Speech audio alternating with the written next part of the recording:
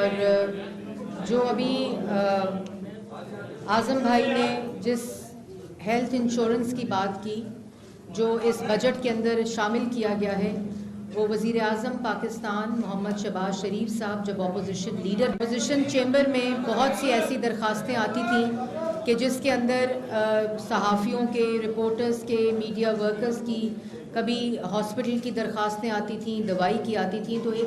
اسی وقت انہوں نے مجھے کہا، اور وہ جیل سے آئے ہوئے تھے، اور انہوں نے کہا کہ مریم آئندہ ہماری جب بھی اللہ تعالیٰ نے موقع دیا، عوام نے موقع دیا، تو ہم اس مسئلے کو ضرور دیکھیں گے اور اس مسئلے کو حل کریں گے۔ آپ آپس میں جو صحافی برادری ہے، جو میڈیا ورکرز ہیں، وہ آپس میں ایک دوسرے کی مدد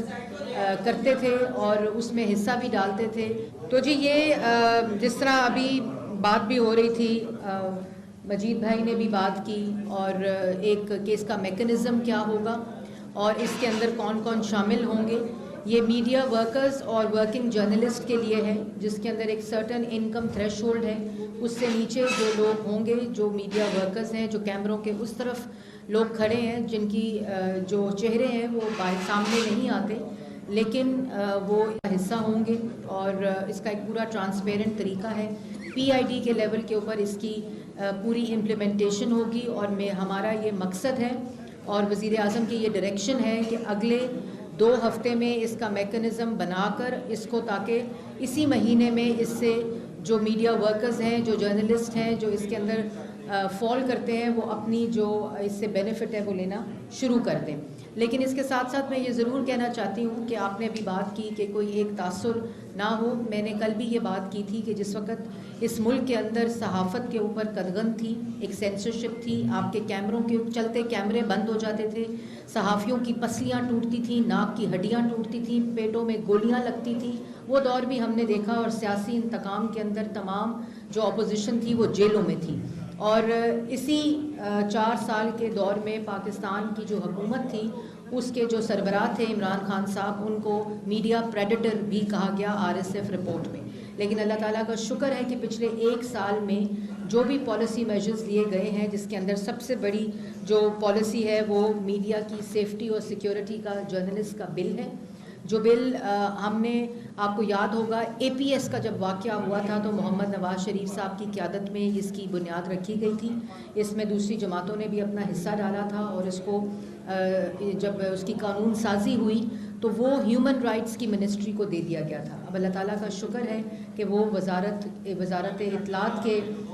اس میں ڈومین میں آ گیا ہے، اور اسی کے اندر اس کا ایک کمیشن بننا ہے، اور اس کی جو مراحل ہیں، جو آپ نے بات کی لائف انشورنس کی، یا آپ نے بات کی جو ٹیررسٹ اٹیکس میں اور جو ایکسیڈنٹل ڈیتھس ہوتی ہیں، اس کو اس میں شامل کیا جائے گا، وہ اس کا حصہ ہے۔ لیکن کیونکہ اس کا میکنزم ایک موجود نہیں ہے جس کو فوری طور پر اس کو انشور کر کے وہ اس کا حصہ ہوگا۔ آپ نے بات کی گورنمنٹ کے جو بزنس ہوتا ہے، پیمرا میں پہلی دفعہ گورنمنٹ کے بزنس کو ہم نے آپ لوگوں کی تنخواہوں کے ساتھ لنک کر دیا ہے، اور اس میں آپ کی کاؤنسل آف کمپلین کے اندر اور اتھارٹی کے اندر آپ کی نمائندگی دے دی گئی ہے۔ اور اس کے ساتھ ساتھ جو ITNE ہے، پچھلے 12 ماہ میں ITNE نے 10 کروڑ کی ریکوری کر کے سیدھا ڈائریکٹ امپلائیز کو تنخواہیں جو نہیں ملی ہوئی وہ دے دی گئی ہیں، اور یہ بہت بڑا تاریخی کام تھا کہ جو ITNE کے ذریعے ہوا تھا۔ اور آپ کو یاد ہوگا کہ 8واں ویج بورڈ بھی پچھلی ہماری ہی حکومت میں 18 سال بعد دوبارہ ریوائیو ہوا تھا، اور وہ اسی لیے ہوا تھا کہ جو میڈیا ورکر ہے، جو میڈیا ورکنگ جرنلسٹ ہیں، اس کو ڈائریکٹ اس کے ثمرات مل سکیں۔ کیونکہ میں یہ سمجھتی ہوں کہ جب اس ملک کے اندر، جیسے میں نے پہلے کہا کہ سینسرشپ کا وہ عالم تھا کہ آوازیں بند کر دی گئی تھیں، قلم توڑ دیے گئے تھے، کیمرے بند کر دیے گئے تھے، تو جو پریس کلب ہوتے ہیں، چاہے وہ لاہور پریس کلب ہو، چاہے وہ اسلام آباد کا پریس کلب ہو، جو بھی پریس کلبز ہیں، وہاں کی جو دروازے ہیں وہ ہمیشہ کھلے رہتے تھے، کیونکہ یہ میں کہتی ہوتی ہوں کہ جو وزارت کی کرسی ہے اس سے زیادہ کرسی یہ نیشنل پریس کلب کی مضبوط کرسی ہوتی ہے۔ اور یہی وہ وجہ ہے کہ ہمیں جب کہیں بولنے نہیں دیا جاتا تھا، پارلیمنٹ کے میڈیا کارنرز کو بند کر دیا گیا تھا، پارلیمنٹ کے اندر میڈیا کے آنے کی اجازت نہیں تھی، وہ تمام جو گیلری تھی اس کو بند کر دیا گیا تھا، تو نیشنل پریس کلب ہماری آواز بنا، اور ہم لوگ بطور پارلیمنٹیرینز بھی اور آپ کی نمائندگی کرتے ہوئے جو PMDA کا قانون تھا اس کو ہم نے مل کر اس کالے قانون کا کلا کما کیا، اور وہ بھی آپ لوگوں کی مدد کے ساتھ وہ چیز ہم نے یقینی بنائی۔ اس کے ساتھ جو ڈیجیٹل آپ نے بات کی پریس کلب کی، تو آپ کو پتہ ہونا چاہیے کہ پرائم منسٹر نے یہ جو حکومت وفاقی بجٹ آیا ہے، اس کے اندر آئی ٹی کے شعبے میں ایک بہت بڑی ریولوشن ہے، چاہے وہ نوجوانوں کے لیے ہو، چاہے وہ آئی ٹی کمپنیز کے لیے ہو، اور چاہے وہ ای پاکستان کا جو کانسیپٹ ہے، ڈیجیٹل کانسیپٹ ہے، اس کو انشور کرنے کے لیے پریس کلب کے آلریڈی جو ڈیجیٹل اسٹوڈیوز ہیں ان کے ایکوپمنٹس آ گئے ہیں. میں آپ سے وہ لے بھی لوں گی، اور وہ تمام جو آپ لوگوں کی ریکوائرمنٹ ہے، کیونکہ یہ ضروری ہے کہ جس طرح یہ سوشل میڈیا کا پروپیگنڈا جو ہے وہ بڑھتا ہے، آپ لوگوں کے اگر پاس وہ فیسلٹیز موجود ہوں تو آپ مثبت رپورٹنگ اور فیک نیوز کا جو ریبٹل ہے وہ ایسن طریقے سے دے سکیں. اور جو ڈیجیٹل اسٹوڈیوز کا کانسیپٹ ہے، جس طرح ہم باقی اداروں میں یہ ڈیجیٹل کانسیپٹس لا رہے ہیں، تو پریس کلب میں یہ چیز بہت ضروری ہے. ہمارا ایکوپمنٹ آلریڈی بھی اسلام آباد کے لیول پر آ چکا ہے. اسلام آباد کا مطلب میرا خالی اسلام آباد پریس کلب نہیں ہے، بلکہ تمام پریس کلبس کے لیے جن کی ریکویسٹ آئی ہوئی تھی، آپ لوگ بھی اس میں ڈالیں گے تو اس کو ہم اس میں شامل کر لیں گے. اس کے ساتھ ساتھ جو آپ نے کہا منیمم جو 32,000 کی ویج گورنمنٹ نے اعلان کیا ہے، آلریڈی آئی ٹی این ای اور پیمرا کے لیول کے اوپر سرکولر چلے گئے ہیں کہ جو منیمم ویج ہے پاکستان کی قانون کے مطابق، اس وقت اناؤنسمنٹ کے مطابق، تو میڈیا ورکر ہو، ورکنگ جرنلسٹ ہو، اس کی منیمم ویج ریٹ پاکستان میں 32,000 روپے ہونی چاہیے. اور اس کے اوپر نہ کسی قسم کی رعایت برتی جائے گی، بلکہ اس کو انشور کیا جائے گا اور اس کو مانیٹر بھی کیا جائے گا کہ آپ لوگوں کو منیمم ویج ریٹ جو آپ کا حق ہے، یہ کسی کا احسان نہیں بلکہ آپ لوگوں کا حق ہے جو آپ لوگوں کو ملنا چاہیے. اس کے ساتھ ساتھ میں یہ ضرور کہوں گی کہ آپ کو پتہ ہے کہ وفاقی بجٹ پیش ہو چکا ہے. ملک کے اندر جو ایک نفرت، انتشار، فساد کی انتہا 9 مئی کو دیکھی گئی، جس کو آپ نے بھی رپورٹ کیا، میڈیا برادری نے بھی رپورٹ کیا، پاکستان کی عوام نے اس کو مسترد کیا. اس کے بعد جو ایک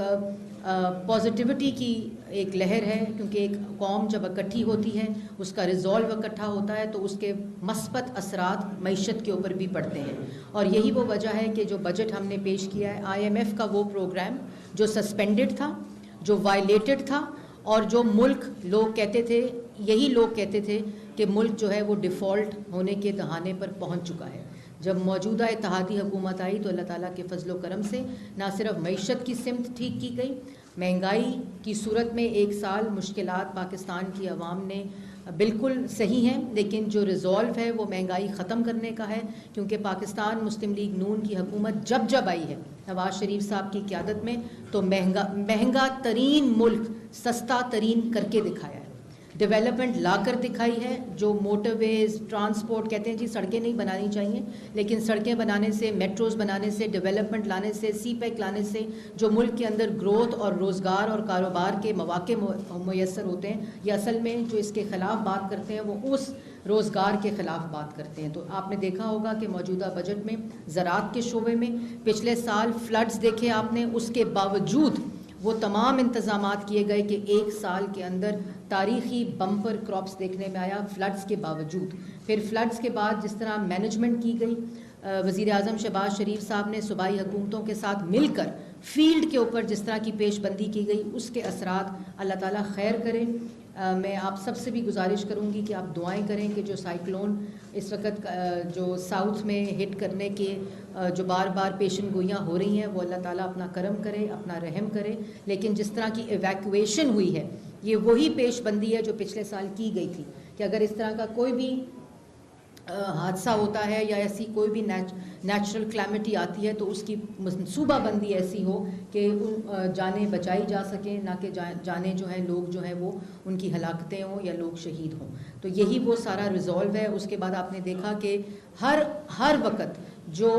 پیٹرول پرائسز کا نیچے آنا ہے، گندم کی پرائس کا نیچے آنا ہے، ویٹ کی پرائس کا نیچے آنا ہے، سارا وقت وزیر اعظم اس کا ڈائریکٹ ریلیف کیسے عام آدمی کو پہنچنا ہے اس کے اندر ہے. پھر آئی ٹی کے شعبے میں جو لون سکیمز ہیں، وہ آپ لوگ جو ینگ صحافی ہیں، اگر آپ اپنا کاروبار شروع کرنا چاہتے ہیں، جو یوتھ لون سکیم ہے اس کے اندر آپ اپنا حصہ لے سکتے ہیں. اس کے اندر پوری آپ کے لیے ایک میکنزم کو وضع کر دیا گیا ہے. اسی طرح زراعت کے شعبے میں جو ٹیوب ویلز ہیں، جو کسان ہیں، ان کے لیے جو ایک ایگریکلچر ریولیوشن کا بجٹ دیا گیا. اور خالی بجٹ نہیں ہے، خالی پیسے مختص نہیں کیے گئے، بلکہ وہ ڈائریکشن دی گئی ہے کہ کس طرح آئی ٹی کا سیکٹر، کس طرح ایگریکلچر کا سیکٹر، کس طرح ایکسپورٹ کا سیکٹر، کس طرح نوجوان کو پہلی دفعہ جو یوتھ پروگرام تھا پرائم منسٹر نواز شریف صاحب کا، اس کو 4 سال تختی تو بدل دی، لیکن اس کو 13 میں سے 8 جو حصے تھے وہ بند کر کے رکھے اور صرف اس کی تشہیر کے اوپر پیسہ خرچ ہوتا رہا، لیکن نوجوانوں کو اس کے جو بینیفٹس ہیں وہ نہیں مل سکے. اس بجٹ اور پچھلے سال بجٹ میں جتنا آئی ٹی ریلیٹڈ نوجوانوں کے لیے، ایگریکلچر ریلیٹڈ اور یوتھ ریلیٹڈ جتنا بجٹ تھا، اس کی ڈائریکشن بھی، اس کا میکنزم بھی اس بجٹ کے اندر طے کر دیا گیا ہے تاکہ ریلیف جو ہے وہ فوری طور پر مل سکے. الیکشن پہ آپ کا سوال ہوگا. انشاءاللہ الیکشن جو ہیں، جو کانسٹیٹیوشنل مدت ہے اور یہی اصل روح ہے جمہوریت کی، وہ حکومت جو ہے وہ کیئر ٹیکر سیٹ اپ کو وہ دے گی. ہم الیکشن کے لیے اگر اس وقت کوئی جماعت ریڈی ہے تو وہ پاکستان مسلم لیگ نون آلریڈی اپنی الیکشن کیمپین شروع کر چکی ہے. آپ نے دیکھا ہوگا شجاع آباد کے اندر بڑا بھرپور جلسہ ہوا، کھڈیاں کے اندر، بہاڑی کے اندر، لاہور کے اندر. تو یہی وہ الیکشن کیمپین کا تسلسل ہے جو شروع ہو چکا ہے. مریم نواز شریف صاحبہ نے ابھی 3 دن پہلے شجاع آباد میں ایک بھرپور جلسہ کیا اور جو عوام کی سپورٹ، عوام کا جو رد عمل ہے، اور اب پاکستان کی قوم یہ فساد، یہ نفرت، یہ انتشار، اس ہجان کی کیفیت سے تھک چکی ہے. اور مقصد حکومت کا ہے کہ ملک کے اندر ایک ایسی اتحاد کا عنصر ہو، ایک ایسا عنصر ہو کہ جو لوگوں کو، نوجوانوں کو، پاکستان کو جوڑنے کی بات کرے، تعمیر کی بات کرے. جیسے ہمیشہ پاکستان مسلم لیگ نون نے خالی باتیں نہیں کی بلکہ اپنا ویژن بھی دیا ہے اور کر کے دکھایا ہے. چاہے وہ سی پیک ہو، چاہے وہ دہشت گردی کا خاتمہ ہو، چاہے وہ موٹر ویز ہوں، چاہے وہ بجلی کے منصوبے ہوں، چاہے وہ مہنگائی ختم کرنا ہو، چاہے وہ روزگار دینا ہو، کاروبار دینا ہو نوجوان کو، بزنس مین کے لیے کاروباری مواقع ہوں. جو 13 سے 18 تک کا ایک سفر آپ نے دیکھا، انشاءاللہ اس کی بنیاد رکھ دی گئی ہے، اس کی شروعات ہو گئی ہے. اور یہی وہ طریقہ ہے کہ لوگ ووٹ کے ذریعے اپنے نمائندے چنیں، آر ٹی ایس کو بٹھا کر اپنے نمائندوں کو، لوگوں کے مینڈیٹ کو قتل کر کے اس کے اوپر مسلط کر کے جب بھی کچھ مصنوعی چیز ڈالی جائے گی تو وہ اسی طرح ریت کی طرح بکھرے گی اور اس کا کوئی جو عوام کے ساتھ اس کا تعلق ہے وہ نہیں ہوگا. لیکن میں نے جیسے پہلے کہا کہ اکانومی کی بھی ڈائریکشن اور ویژن سیٹ کر دیا گیا ہے، روزگار کا، کاروبار کا. اب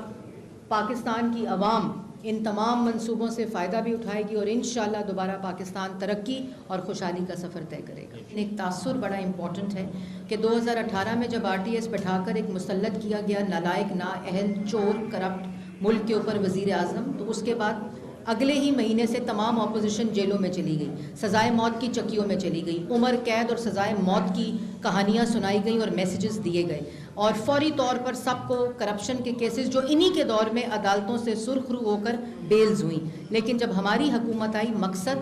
پاکستان کی عوام کا ریلیف تھا، نوجوان کا کاروبار تھا، نوجوان کا روزگار تھا، ملک میں مہنگائی کم کرنا تھا اور وہ دوبارہ سے جو ایک ڈیولپمنٹ کا تاثر تھا. تو ہم نے آتے ہی ہم ڈال سکتے تھے. جو ریاستی طاقت عمران خان صاحب کے پاس موجود تھی وہ موجودہ حکومت کے پاس بھی موجود تھی، وہ نیب بھی موجود تھی. لیکن اگر ہم نے ان سے انتقام لینا ہوتا تو ہم نیب کے اندر وہ ریفارم نہ کرتے جس سے پاکستان کے 4 سال بزنس بھی تباہ ہوا، معیشت بھی تباہ ہوئی، گورننس بھی تباہ ہوئی اور اس ٹول کو استعمال کر کے سیاسی انتقام ہوا. ایک پورا پروسیس چلا جس کے تحت کیسز بنے، اس کی انویسٹیگیشن کورٹس کے اندر ہوئی، ٹرائلز کورٹس کے اندر ہوئے، جو یہ پیش ہونا نہ جواب دینے کی وجہ سے 9 مئی کی انتہا کی گئی. اور 9 مئی کے واقعے کے بعد سپریم کورٹ نے بلا کر کہا good to see you and wishing you good luck. تو جو ریاست کے اندر جو ریاست کی رٹ کی ذمہ داری ہوتی ہے وہ ذمہ داری پارلیمنٹ پہ بھی اتنی ہے، جوڈیشری پہ بھی اتنی ہے اور ایگزیکٹو کے اوپر بھی اتنی ہے. اگر اپنے اعمال ٹھیک ہوں تو سیاست سے کسی کو مائنس نہیں کیا جا سکتا، جس کی زندہ مثال محمد نواز شریف موجود ہیں. جن کو مائنس کرنے کی، جن کو سیاست سے ہٹانے کی باتیں میں بچپن سے سن رہی ہوں، لیکن جس کی بنیادیں اور جس کی جو جڑیں ہوتی ہیں وہ پاکستان کی عوام کے اندر ہوں، جو مصنوعی طور پر مینڈیٹس کو چوری کر کے آر ٹی ایس کو بٹھا کر مسلط نہ کیا گیا ہو تو پھر اس کو کوئی مائنس نہیں کر سکتا. اور دوسری بات یہ کہ 2018 سے لے کر 2022 تک جس سیاسی انتقام اور مائنس کرنے کی سازشوں سے پاکستان مسلم لیگ نون گزری ہے، ان کے ساتھ کیا ہوا ہے؟ جو آدھا گھنٹہ جیلوں میں نہیں رہ سکتے، جو رونا پیٹنا ڈال دیتے ہیں، جو جماعتیں ہوتی ہیں جن کے لیڈر بہادر ہوتے ہیں، گیدڑ نہیں ہوتے، وہ جماعتوں کو بھی کوئی مائنس نہیں کر سکتا. ان لیڈروں کو بھی کوئی مائنس نہیں کر سکتا, اس سیاستدان کو بھی کوئی مائنس نہیں کر سکتا. لیکن اگر ادھار کی لی ہوئی پارٹی ہو تو وہ اسی طرح ریت کی طرح بکھرتی ہے. میڈم نے کہا ہے کہ ان کے پاس ٹائم ہے, آرام سے باتیں کریں, میں آپ سے ملنے آئی ہوں, آپ باتیں کریں.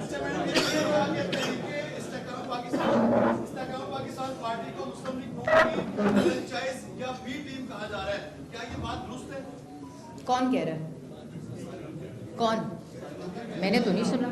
پاکستان مسلم لیگ نون اللہ تعالیٰ کے فضل سے محمد نواز شریف کی قیادت میں پاکستان کی سب سے بڑی جماعت ہے, اور اس وقت الیکشن کے لیے تیاری کر رہی ہے, اور پاکستان کے عوام کے پاس الیکشن کا مینڈیٹ لے کر جائے گی, اور عوام سے مینڈیٹ لے کر انشاءاللہ عوام کی خدمت کرے گی.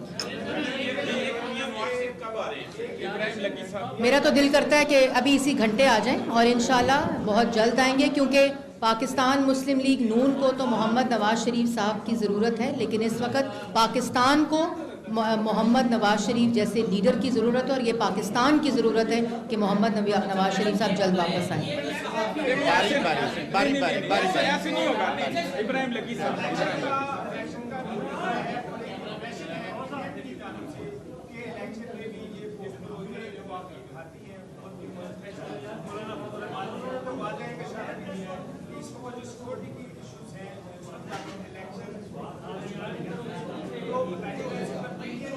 دیکھیں, ہمارے پی ڈی ایم کی حکومت, مولانا صاحب, پاکستان مسلم لیگ نون اور جتنی اتحادی جماعتیں ہیں, پاکستان پیپلز پارٹی, JUIF, ان پرائم منسٹر کیٹیگورکلی یہ بات کر چکے ہیں کہ الیکشن ملک میں کرانا صرف الیکشن کمیشن کی ذمہ داری ہے, اور ایک آئینی مدت پوری ہونے کے بعد الیکشن کمیشن جو ہے وہ ڈیٹ دے گا, اور تمام جماعتیں اس ڈیٹ کے مطابق انشاءاللہ الیکشن لڑیں گی. 50 کروڑ جو ہم رکھ رہے ہیں نا, 50 کروڑ پرائم منسٹر اناؤنس کریں گے. چلے آپ کریں.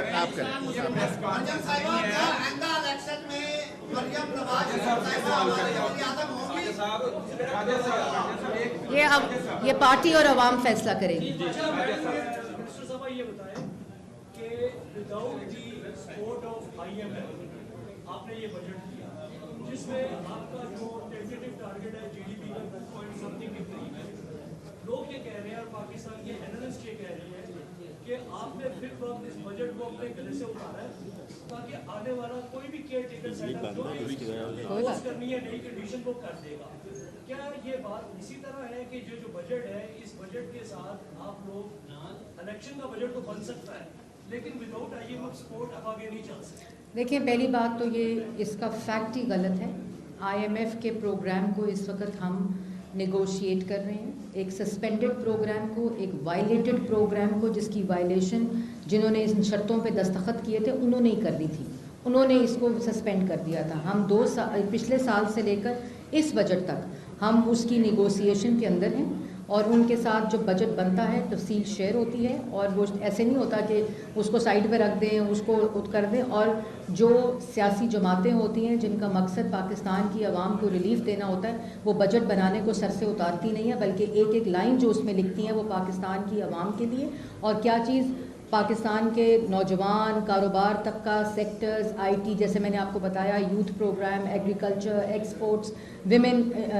جو امپاورمنٹ ہے اس کا. تو کوئی حکومت جو ہوتی ہے وہ سر سے بجٹ اتارتی نہیں ہے کبھی بھی, جو ذمہ دار ہوتی ہے. لیکن ہم نے 4 سال ضرور دیکھا کہ کس طرح سر سے بجٹ اتار کر, معیشت کو تباہ کر کر, نہ کسی سیکٹر کی پرواہ, نہ کسی نوجوان کی پرواہ, نہ کسی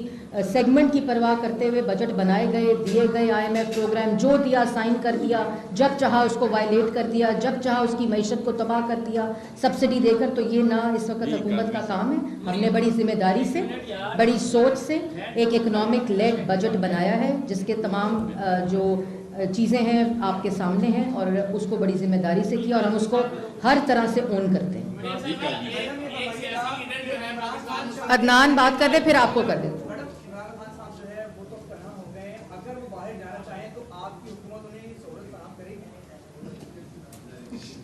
دیکھیں, انہوں نے اپنے 4 سال کے, نہیں میں کوئی سوال لیٹ گو نہیں کر سکتی, انہوں نے اپنے 4 سال کے اعمالوں کا جواب دینا ہے, اور 9 مئی کا بھی جواب دینا ہے. تو کسی کو نہ قانون سے استثنا حاصل ہے، کیونکہ اس ملک کے 3 دفعہ کے منتخب وزیر اعظم نے انہی عدالتوں کے اور انہی قوانین کے سامنے پیش ہو کر یہ مثال رکھی ہے کہ اب ملک کا آنے والا کوئی وزیر اعظم کسی قانون سے استثنا نہیں ہوگا۔ آپ پہلے فیصلہ کریں کس نے سوال کرنا۔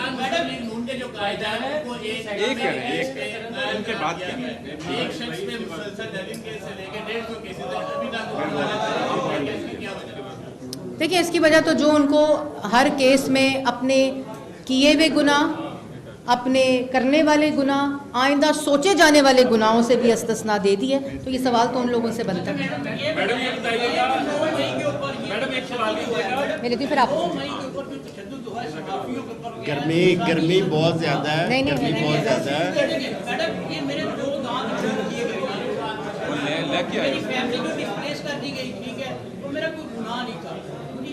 جن لوگوں نے یہ حرکت کی ہے، جو اس میں انوالو ہے، ان کو کیفرے کردار تک کب پہنچایا جائے گا؟ یہ ایک صحافیوں کی بڑی تعداد ہے۔ دیکھیں اس میں جوڈیشل کمپلیکس پہ بھی صحافیوں کے اوپر تشدد ہوا۔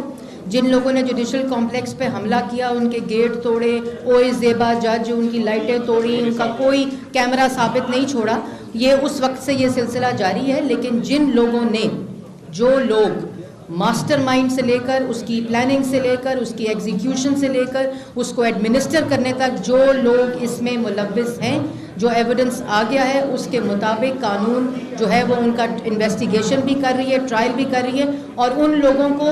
جن لوگوں نے 9 ماہ جیسے ثانیے کے اندر اپنا حصہ ڈالا ہے ان کے ساتھ کوئی رعایت نہیں بخشی جائے گی، لیکن اس کے ساتھ ساتھ کسی قسم کی کوئی زیادتی بھی نہیں ہوگی۔ ہماری بہن کا بڑا پن ہے، اس وقت پسینے سے شرابور ہے، شدید گرمی میں بیٹھی ہیں، کوئی بات نہیں، تھوڑا سا آپ لوگ بھی احساس کر لیں، اور وہ تو انکار نہیں کر رہی ہیں، ہم لوگ احساس کر لیں، ہماری مہمان ہے، ہماری بہن، ہمیں دو چیزوں کے اوپر، ایک سولر علی یہاں آپ بیٹھے ہیں، آئی تھنک پنجاب حکومت کی نمائندگی یہاں موجود ہے۔ جو سولر کی بات ہے ذرا اس کو دیکھ لیتے ہیں کہ جو پریس کلبز ہیں پاکستان کے، ان کی سولر کی فیزیبلٹی اس کو آپ دیکھ لیں اپنے اس پہ میں پرائم منسٹر سے بھی بات کروں گی۔ ہمارا بہت بڑا گورنمنٹ آفیسز کے لیے سولر پروگرام جو ہے وہ سٹارٹ ہو گیا ہے، جس کی بیڈنگ پروسیس بھی سٹارٹ ہو گئی ہے، اور اسی طرح باقی بھی۔ تو پریس کلبز کو یہاں پنجاب حکومت کی نمائندگی بھی ہے۔ میں واپس جا کے وفاق کی سطح کے اوپر بھی جو پرائم منسٹر کا پروگرام ہے اس میں اس کی فیزیبلٹی دیکھ لیتے ہیں۔ ہاں جی، 1 منٹ جی، جو ابھی بات ہوئی، میں نے پہلے بھی کہا ہے کہ عمران ریاض صاحب ہوں یا وہ پاکستان کے شہری ہیں، ایک جماعت کے نمائندہ ہیں، کسی بھی شخص کی